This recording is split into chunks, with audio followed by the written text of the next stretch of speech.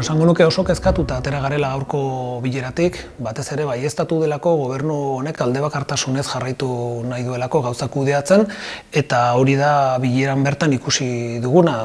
Hirugarrengo bilera da, ez dizkigute gure galderei erantzunik eman, eta ez dituzte gure ekarpenak aintzat hartuz, ez? Gure ustez, onartezina da gobernu hau egiten ari den kudeaketa bere ardurapean dauden hainbat sektoretan, ez? Osakidetzan, irakaskuntzan eta administrazioko zenbait sektoretan, ez?